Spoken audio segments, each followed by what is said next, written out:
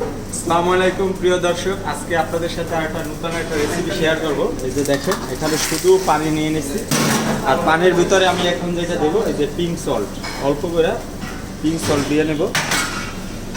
আর যেটা করবো এই যে দেখেন, ফুলকপি নিয়ে নিচ্ছি, পটল। তো মূলত যেটা করতে চাচ্ছি, আজকের মাছ রান্না করব। তো আজকের আমি প্রথমে পটলগুলো একটু দিয়ে দেই, অল্প অল্প করে সেদ্ধ করে নেব। আসলে সেদ্ধ করলে যে পুষ্টিগুণ যায় বিষয়টা এমন না। আপনি যদি অতিরিক্ত সেদ্ধ করেন, অতিরিক্ত সেদ্ধর ফলে যে ভিটামিন আছে, পুষ্টিগুণ আছে, এটা নষ্ট হয়ে যায়। তো আমি দেখেন আজকের আপনাদের সাথে এইটা শেয়ার করব। আপনারা এইরকমের বাসা বাড়িতে রান্না করে খেতে পারেন। বেশি মশলা টশলা দিয়ে খেলে সেক্ষেত্রে পেটে গ্যাস হয়। তো দেখেন আমি এখানে দু তিন মিনিট না, 1 থেকে 1.5 মিনিট একটু সেদ্ধ করে নেব। এই যে দেখেন আমি একটু অল্প সেদ্ধ করে নিচ্ছি, যেহেতু পটলে একটু সময় লাগে। এরপর দিয়ে দেবো আমি এই যে ফুলকপিটা আমি দিয়ে দিচ্ছি, অল্প অল্প করে একটু একটু করে সেদ্ধ করে নেব। তো এখানে আমার যেটা হইবে প্রিয় দর্শক, আমার এই সবজিতে যদি কোনো রকমের কোনো কেমিক্যাল থাকে বা কোনো বাজে কোনো কিছু থাকে, সেক্ষেত্রে আমার এই অল্প বয়েলের ক্ষেত্রে এগুলো নষ্ট হয়ে যাবে। এরপর আমি এখানে যেটা দিয়ে দেবো এই যে সিসিঙ্গা, আমি সিসিঙ্গাটা দিয়ে দেবো। আর এখানে আছে 3 কালার ক্যাপসিকামটা আমি এখন দেবো না, আরও পরবর্তীতে দেবো। এই যে দেখেন আমি এটা কিন্তু আপনাদের সাথে পুরোটাই শেয়ার করতেছি। এখানে কিন্তু আমি কোনো কিছু কাইটা দেখতেছি না, আমার অলরেডি সেদ্ধ হয়ে গেছে। এখন এই যে নামাই নেব।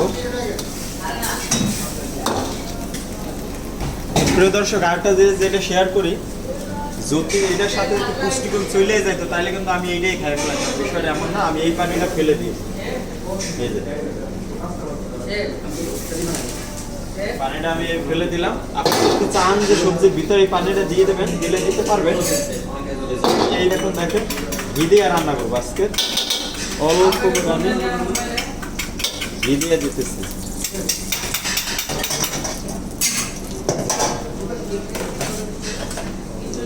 এরপর দেবো আমি যে দেখেন গার্লিক,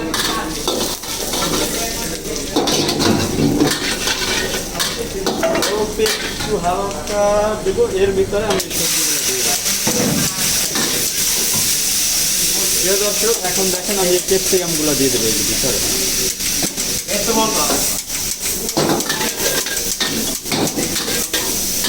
হালকা একটু সবজি করে দেবো।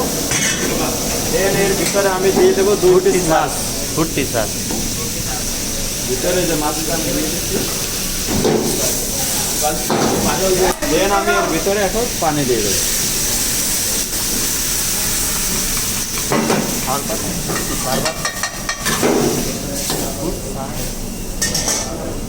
এখন আমি এটার ভিতরে যেটা দেবো যে দেখেন গ্রিন চিলি, বেশি পরিমাণ গ্রিন চিলি দিয়ে দেবো। আর চুলার আঁচটা আমি এখন বাড়াই নেব, অনেক গ্রিন চিলি দিয়ে দেবো। ভিতরে দিব এই যে পিঙ্ক সল্ট, পরিমাণ মতো পিঙ্ক সল্ট, আর দেবো ব্ল্যাক বাস। এখন আমি প্রায় 2 থেকে 3-4 মিনিটের মতো এটা আমার যেহেতু আগে আমি অল্প একটু বাদ দিয়ে নিচ্ছি, এখন আমি এইটার ভিতরে আমার যা যা দেওয়া সব কিছু আমি এখানে আর যেটা আমি দিয়ে দেবো। এখানে আমার যে এমনি যে সসটা আছে, এই সসটা আপনারা দিয়ে দিতে পারেন, অবশ্যই অর্গানিক।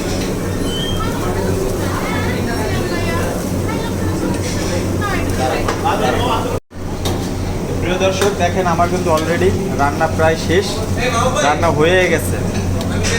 এটা দেখেন আমার এখানে কিন্তু যে রেড ইয়েলো যেই রকমের ওই রকমের কিন্তু কালার আছে, কালার কিন্তু একদমই নষ্ট হয় নাই। তো আমি এখন ট্রাই করে দেখবো যে আসলে ঠিক আছে।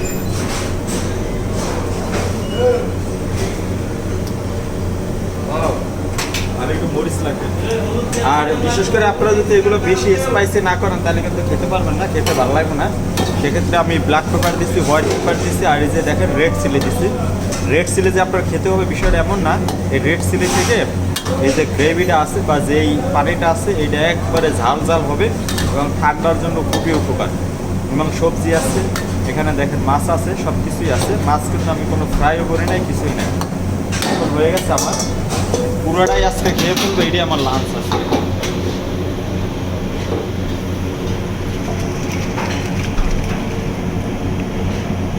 তো প্রিয় দর্শক, অনেকেই কমেন্ট করছে যে কড়াই নোংরা। আসলে বিষয়টা নোংরা না, এটা দেখেন এই পাশ দিয়ে এই পাশ থেকে আগুনটা বেশি ওঠে, যার কারণে এটা পুড়া যায়। এটা নোংরা না কিন্তু, ঠিক আছে? অনেকেই কমেন্ট করছে যে কড়াই নোংরা, বিষয়টা আসলে এমন না। এই যে দেখেন, এটি আমার লাঞ্চ আজকে পুরো একবার খেয়ে ফেলবো। সবাই ভালো থাকবেন, সুস্থ থাকবেন, যে কে লাইফ স্টাইল ফলো করবেন।